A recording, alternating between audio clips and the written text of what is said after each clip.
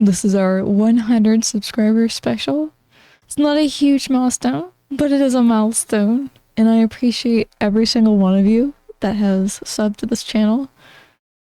This review and podcast channel where I'm slow at getting out podcasts because I go through too many games at once, but we're chugging through it, I guess.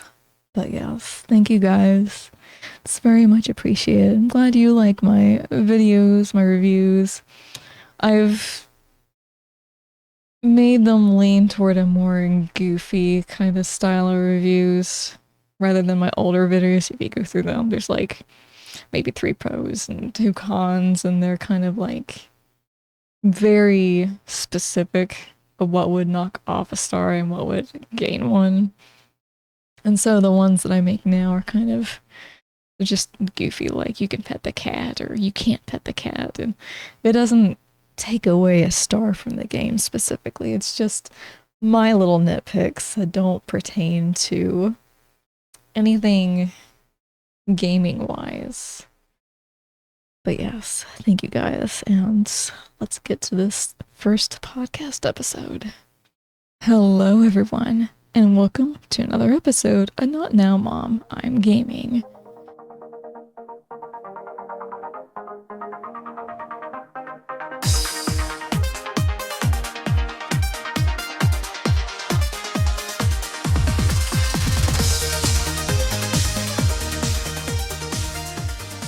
My name is Kay, and you're listening to a channel that doesn't just do playthroughs but reviews, and this is a podcast review of the JRPG game Dragon Quest VII Reimagined, a game where we piece the world together one tablet at a time. The blurb for Dragon Quest VII Reimagined states this: as a bright-eyed young fisherman's son, you've lived your entire life on the peaceful island of Estard. Your journey begins with a simple question: is there more to the world than this small island kingdom? On a quest for answers, you and your childhood friends discover the shrine of mysteries and are swept back in time. There, you uncover the shocking truth that entire lands have been sealed away by a malevolent force.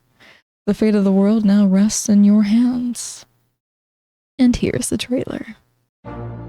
Hello, and welcome to the Dragon Quest Adventure Log, Part 1. Exploring a captivating world of forgotten lands, fiery monsters, mind-boggling puzzles, and a tale of mystery and darkness. This is Dragon Quest VII Reimagined. Come on! The real adventure is about to begin!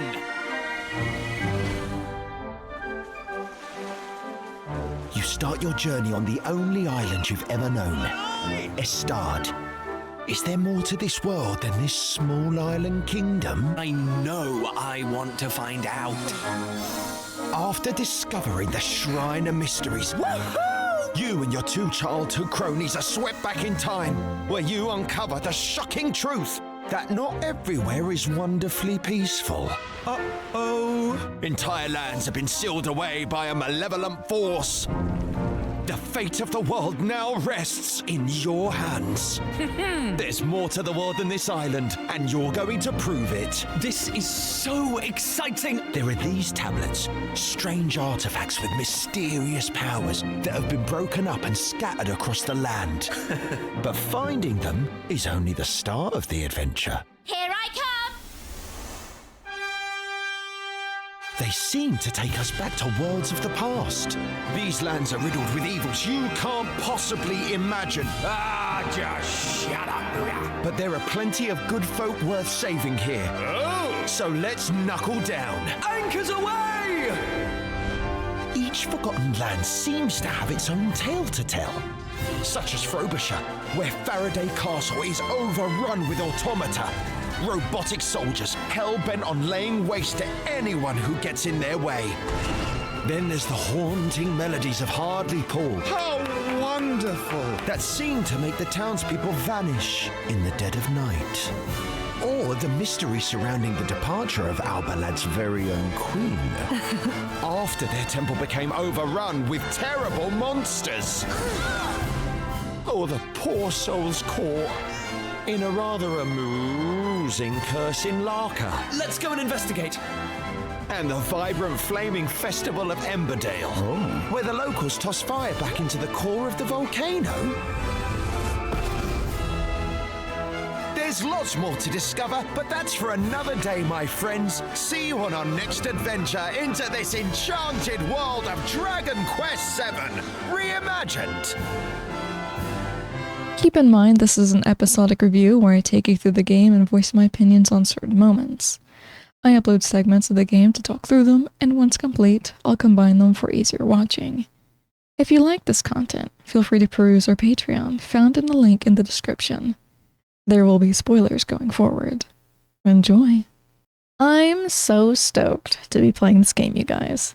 I spent so many hours playing the original, mainly because there were so many jobs you could do and spells you could learn, and you had to keep leveling up the jobs you had in order to get all the spells from them. It was such a grind, so I never completed it. But boy did I play a lot of it just to get a ton of spells. That probably tells you how much of a hoarder I am. Hopefully this game won't be as much of a time sink when it comes to the job side of things. I don't see why they'd take it out considering it was one of the main aspects of the original. As I go through the remake, I'll probably point out things I remember up to a certain point, and then I'll be flying blind. Not just with this game, but as far as the original went as well. But I'm going to try not to gush anymore about how happy I am to play this game and get to it.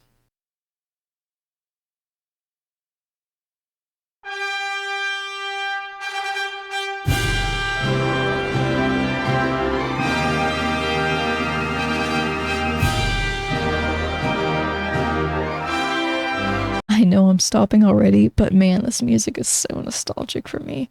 I also love seeing how tiny this island we live on is.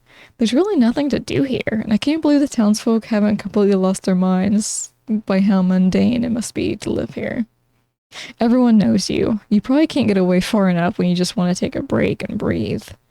This is coming from an antisocial introvert that doesn't like leaving the house, by the way.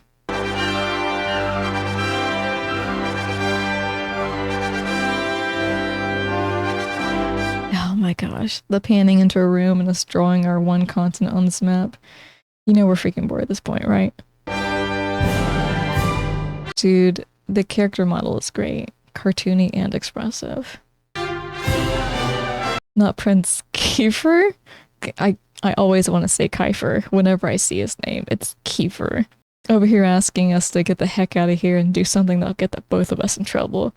Except not so much him, as he's royalty compared to a fisherman's son, which is what we are. You can definitely see the differences in lifestyle with our attire. Did we just high-five our mom on the way out? Ugh, I'm already over her. So is the camera. The temple that started it all.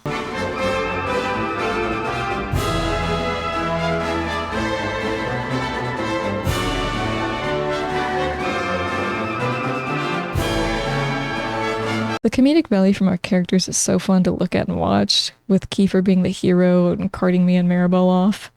This is all basically from the first place that we visit, but it's more like behind the scenes rather than actual gameplay of it all. I kinda hope there's more cinematics like this, but I get the feeling it's all being reserved for the start of the game as the hook, more than anything else.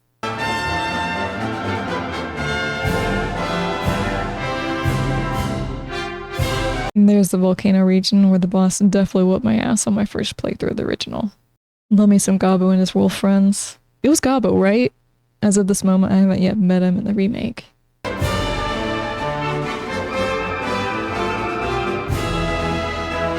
I'm going to be honest here and state that I hated the mecha region. It was really depressing with what happened with one of the residents and the robot, but also, they were a pain. Such cool transitions. I'm really wondering what areas they kept for the remake, because I'm pretty sure they didn't hold on to all of them. Now we're coloring in more continents on the map, instead of just a single one. A nice touch.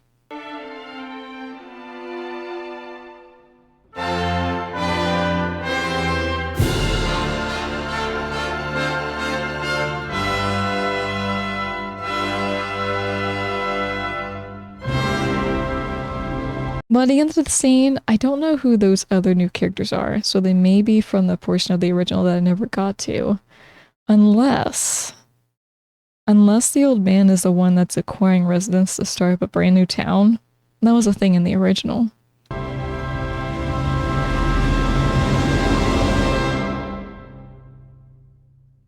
What an intro, man. It's a lot to unpack, especially to people who haven't played or seen any of the original, and I think it really only took us to 3 actual areas of the game, right?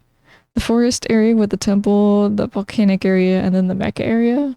So there's still a lot more to the game that it didn't show. After all that, we're on the intro screen, which has us moving across the ocean with seagulls flying ahead of us and sparkling water before us. We got pieces of land in the distance, both to the left and right, signifying there isn't just one continent, like with how we start out. I think it's interesting that they have us out on the water as the enter screen, but maybe it's because we're embarking on an adventure and leaving our island and doing so by ship. I wouldn't say the ship is going to be a huge part of the game, but it's definitely one way we'll be getting around more often than not. Of course, taking all this from the original, not the remake here. I think there was some kind of a fast travel in the original, via a spell, maybe? I can't fully remember that detail, but yeah, the intro screen is lovely, as with the logo of the game's title. Once past the title screen, there's the adventure log and settings. The settings have 4 categories, as well as the credits portion if you want to look into that early on. Controls, audio settings, display options, and graphic options. The controls allow you to set a confirmation button as well as tweak the keybinds. The audio settings allow you to adjust the master volume, music, sound effects, and voices. Then you can change the voice language and text language. There's also an enable or disable for inactive window sounds, which I find kind of interesting. The display options hold your display mode, resolution, frame rate, and vertical sync. And then the graphics allow you to tweak it graphically to your liking. Before you begin the game, you can create your own name for your character.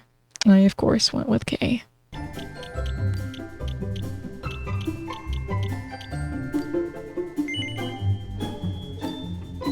And just for confirmation purposes, the game goes through different settings to make sure they're to your liking before the game actually starts.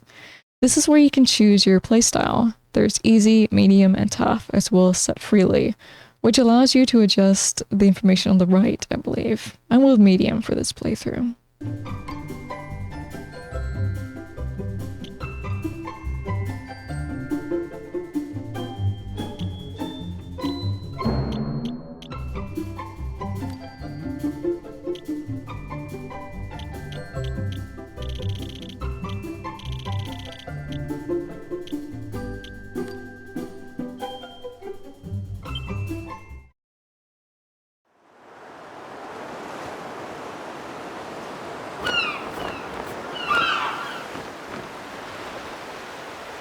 We all set? Aye,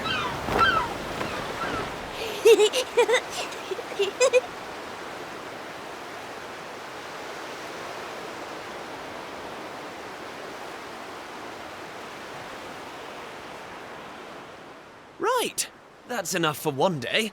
Time for me to head back to the castle. Now then, how do we get out of here? I love that there's voice acting to this game now. Not everything is voice acted, just specific scenes. Everything else is people talking with just text on the screen that you'll have to read. I'd say that this is probably the norm for JRPGs, right? I don't play them often enough, but from what I can recall from the ones I have played, I don't think there's a whole lot where every line has someone voicing it. I could be wrong, though. Of course, here we are. You push that side, all right? And remember, not a word about this place to anyone. Even my father doesn't know about it. It's kind of amazing that they've been able to keep this place a secret, considering how small the island is.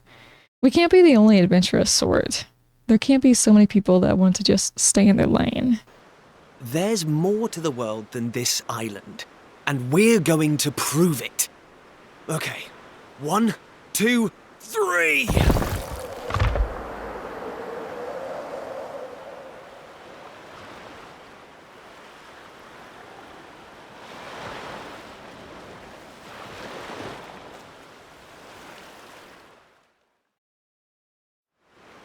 So that's how it's going to be, is it?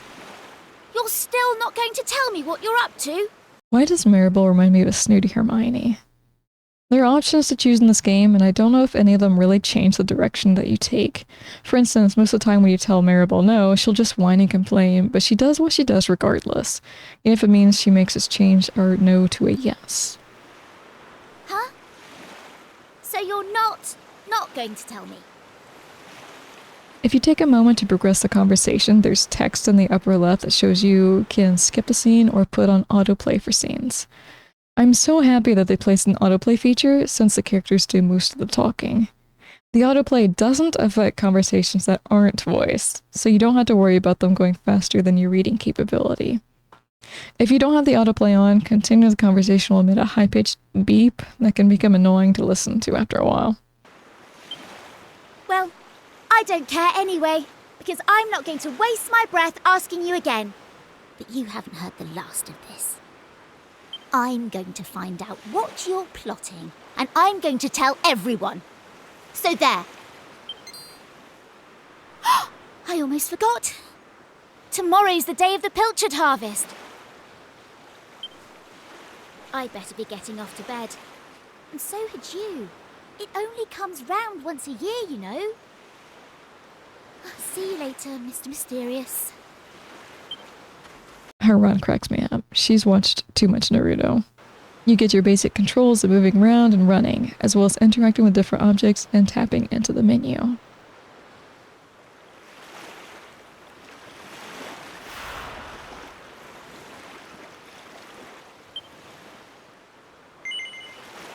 Now, I do have special rewards because I purchased the deluxe edition, so I'll just go ahead and peep at what I got from it.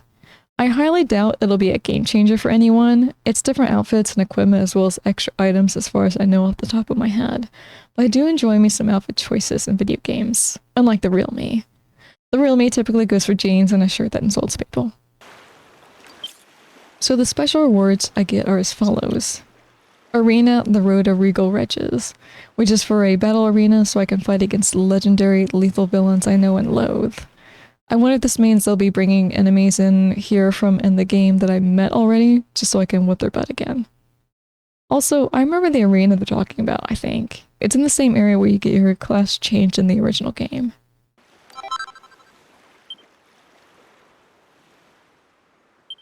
Our next reward is Luminary's Livery. Livery? Livery? It's totally livery, it's gotta be. Which consists of 7 different outfits for different characters.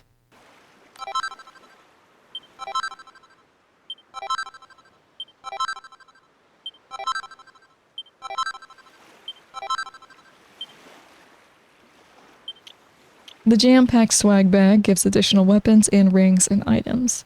I'm going to chance a guess that the weapons don't hold up throughout the gameplay. They'll be more like your starting gear that packs more of a punch but becomes obsolete as you progress further into the game. Still, it's nice to get a boost at the start. Makes you feel powerful until you're not.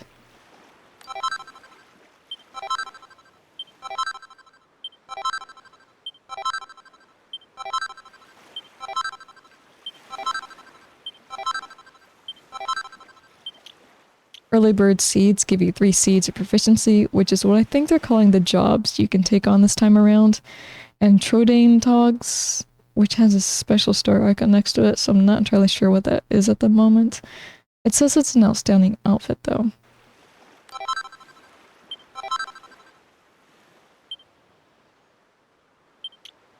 Buyer's Buckler gives you a silver slime shield. And then the Deluxe Edition's Deluxe Additions provides you with the White Wolf costume, which I honestly can't wait to wear. I assume this is a character-specific costume for our wolf boy. And that's all the items gathered from the Deluxe Edition of the game.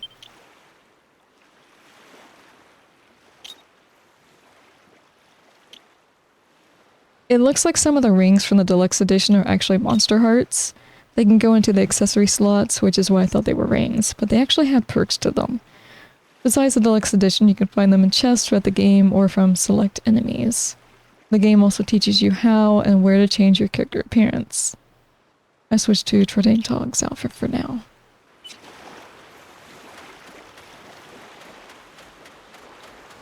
Because I can't resist, I return to the cave before actually going into my home like I should be doing.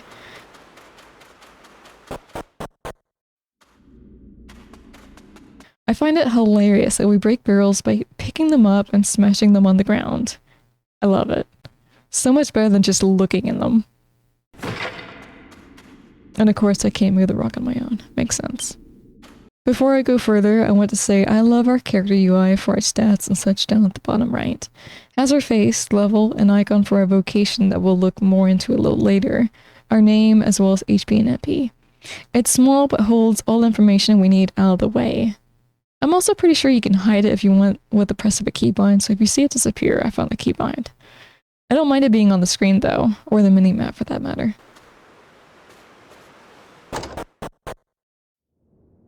When we enter our home, our parents are already in bed, so of course I'm going to smash some barrels. They don't wake up, and although our dads continue snoring when we try to talk to them, it's our mom that mumbles for us to go to bed for the night.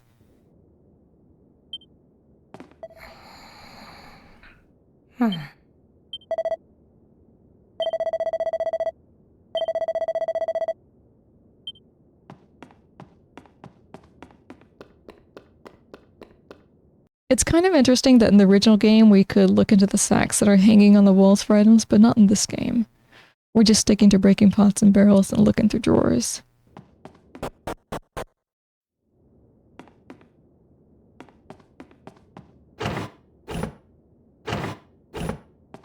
There's a chest in my room, and I've confirmed that you can't open a chest from the back. You have to be facing the front of it.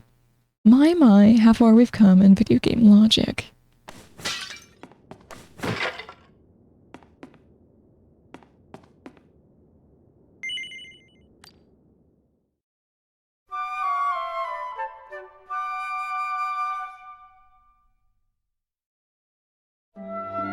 Wakey, wakey, young man.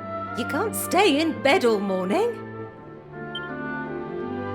It's the most important day of the year in Pilchard Bay. The day of the Pilchard harvest. Your father is already headed over to meet Mayor Maid by the jetty. Now get up and get yourself ready. Come on, chop chop.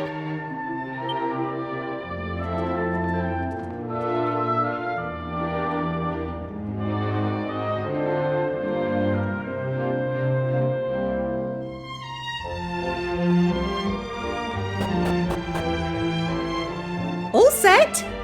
It wouldn't do for a fisherman's son to sleep in, you know. Head down to the jetty this instant. Your father needs your help. Oh, before you go...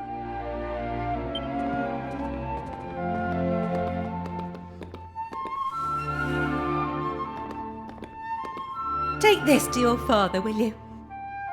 You know how he likes his pilchards. So our dad gets a sandwich, but we can't even get a bite of breakfast after waking up. Thanks, Mom. Well, off you go now. Take that sandwich down to the ship and make sure he gets it.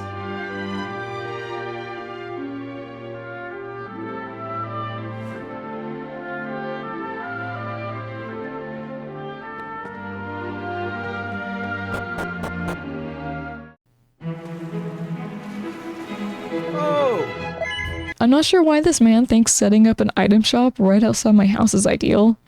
Nobody is even over here. They're down by the docks. Also, private property, hello? Is the town we live in so small that property is a free-for-all? Is that why I'm able to walk in anyone's house whenever I want to? Can anyone in this place do that?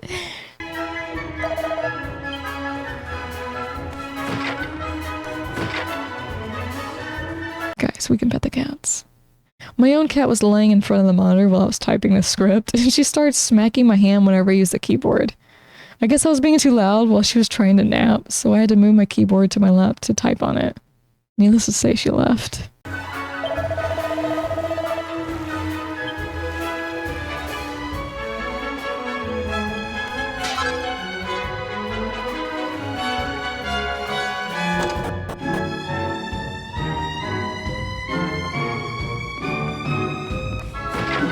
There are locked chests within the world, and I don't know if they're just there for looks or if you can actually find the key to open them.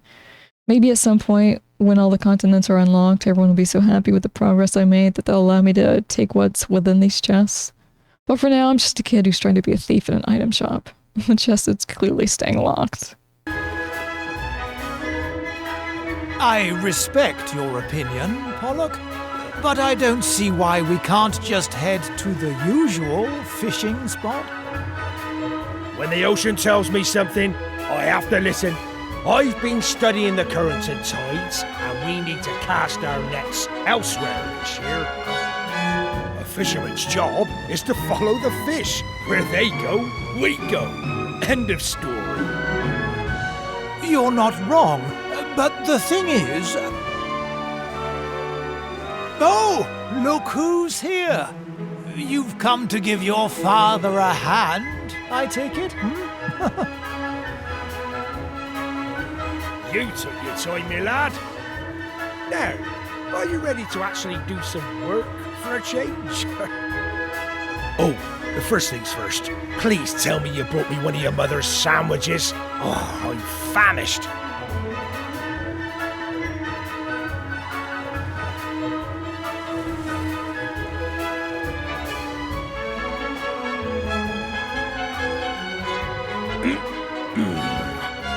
That's the stuff. There's nothing like pilchards in the morning. I can't set sail without one of these in my belly.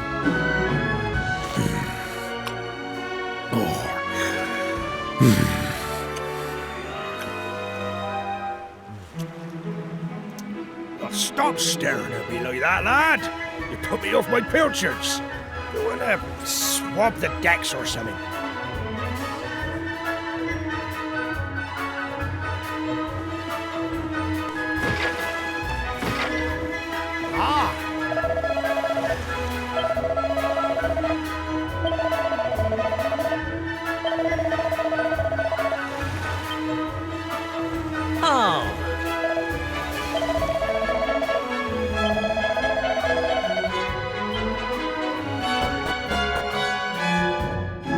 That's one heck of a hiding spot, Maribel.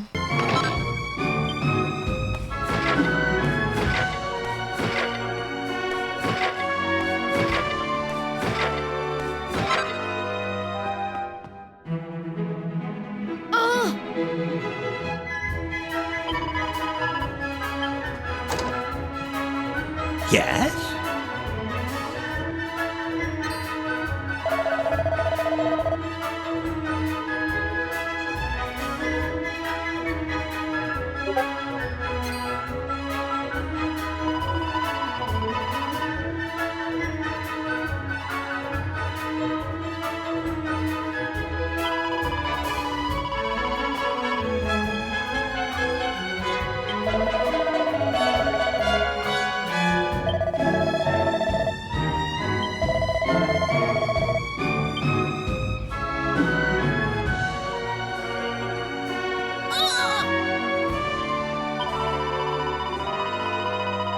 Why are we so bent on believing there are other islands out there when all the fishermen who go out to sea regularly tell us there's nothing but endless ocean? Have we seen some kind of proof before this point? Or is this like believing there's other life out there besides here on Earth? Is it just wishful thinking from a bunch of kids that are bored of there only being one island?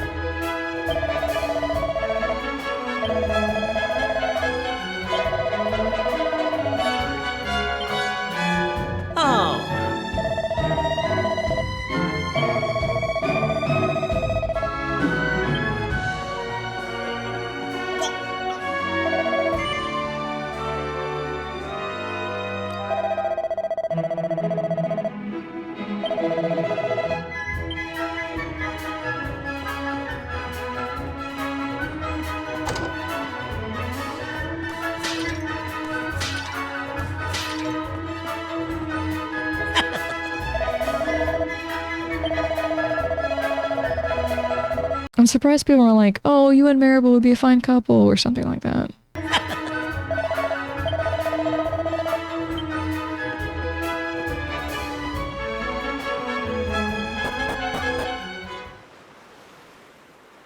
No.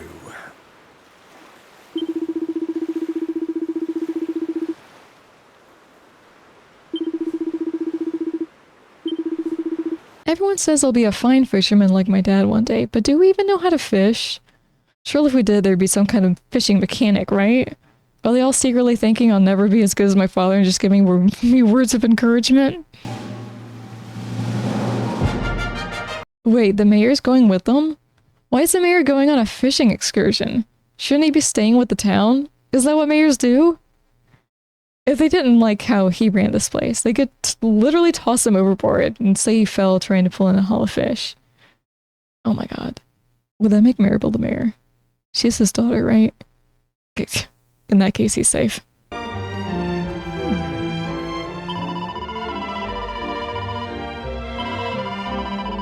Okay, confirmed mayor's daughter. Also confirmed tomboy, which we already knew by how she acts from how little we've seen her so far.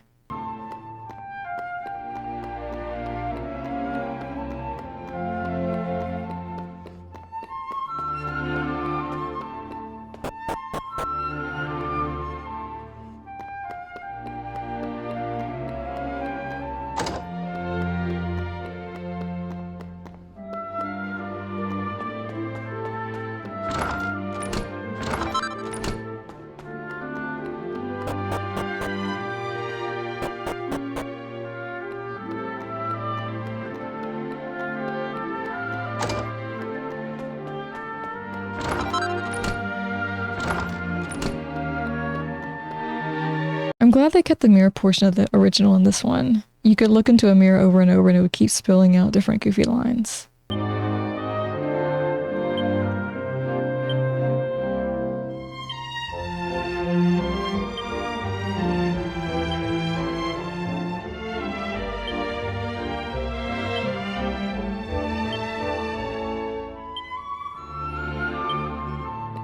What?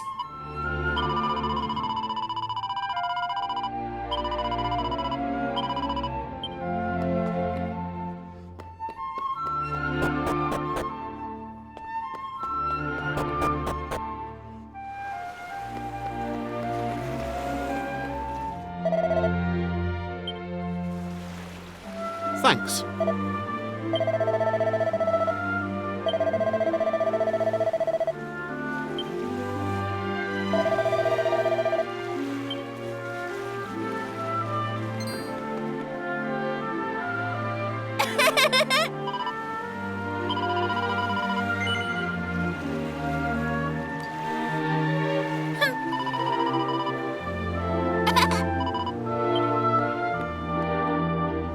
Here's a portion of the game that teaches you that you can talk with people you're traveling with.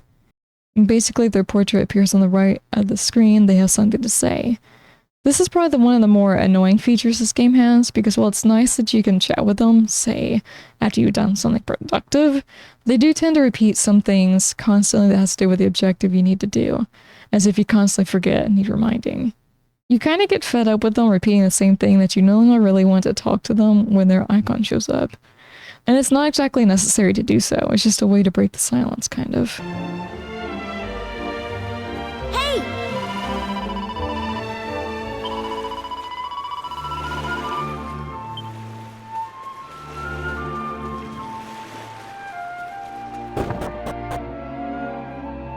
Don't be like me and neglect going into churches and talking to the, what is he, priest, pastor, whatever he is. He's basically your save point, and I'm really surprised that the game doesn't mention this. I think there might be autosaves in this game, though I'm not 100% sure. But I definitely know you can't save unless you're talking to a priest. At least you can't go into the menu and save at any random point. So save when you can is what I'm trying to say. I think I went an hour and a half without saving, and I freaked out for a moment. There's been too many games and too many occasions where I lost a big chunk of game time by not saving.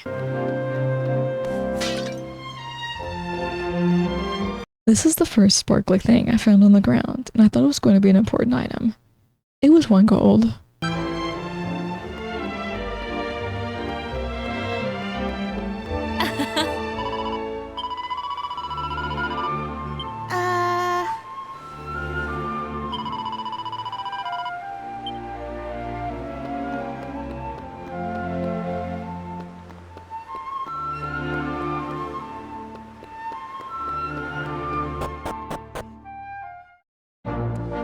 When you leave town, you get the information on how to find your objective on the map in case you get lost.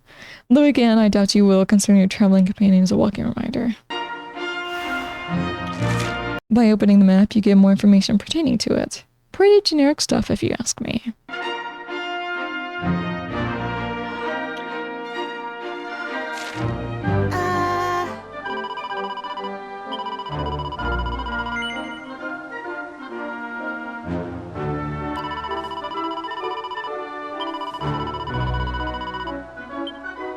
It looks like the open world has sparkles on the ground, signifying items or coins you can pick up.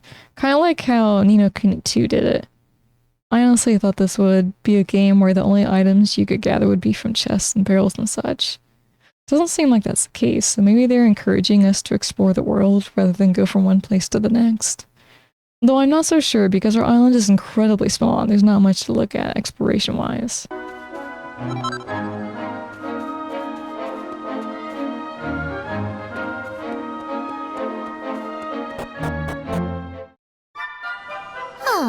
She thought that was a slog? Maribel, it was like 10 steps from our town to this one. Get real.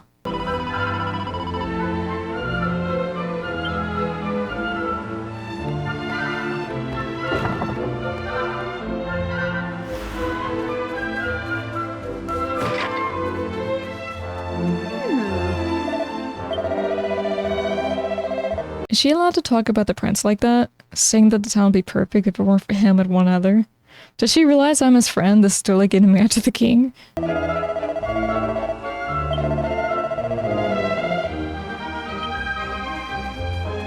Ooh. If I end up a crumpled heap at the bottom of the well, she won't be fishing me out. Well, I'd at least hope she'd get someone to come check that I'm not dead, but I have a feeling these two ladies would gossip over my dead body. Literally.